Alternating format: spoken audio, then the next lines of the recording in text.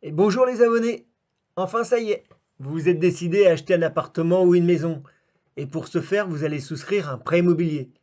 Vous allez avoir le choix entre un taux fixe, un taux révisable ou un taux révisable capé. Comment fonctionne un prêt révisable? Est-ce que c'est intéressant d'utiliser ce type de financement? Comment utiliser un crédit révisable tout en se protégeant un minimum d'une envolée des taux? C'est ce que nous allons voir ensemble.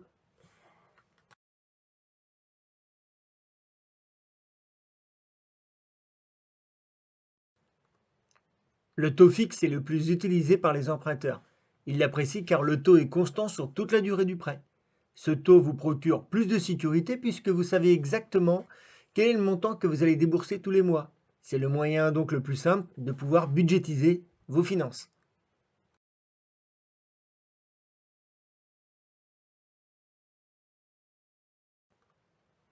Sur un prêt à taux fixe, vous vous engagez à rembourser votre emprunt pendant plusieurs années, avec un taux constant sur toute la durée du remboursement. Il existe également des crédits dont le coût des intérêts est calculé selon un taux d'intérêt qui varie au cours du temps. Ce taux est en relation directe avec un indice financier. Ainsi, votre taux d'emprunt suit automatiquement le taux du marché. Si l'indice financier auquel votre taux est indexé augmente, alors votre taux d'intérêt augmente ainsi que le montant de vos échéances. Par contre, si l'indice financier, lui, diminue, alors votre taux diminue également en même temps que vos mensualités.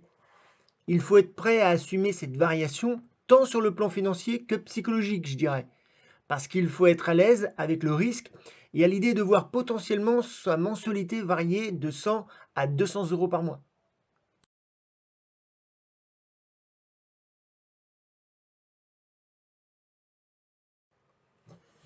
Il existe différentes formes de prêts à taux révisables. Certains types de montages permettent un compromis entre taux totalement fixes et taux entièrement soumis aux évolutions des marchés financiers. En effet, la plupart des emprunts variables sont proposés avec des taux plafonds à la hausse, ce qui signifie que le taux maximum qui sera utilisé sur votre crédit ne pourra pas dépasser un certain seuil.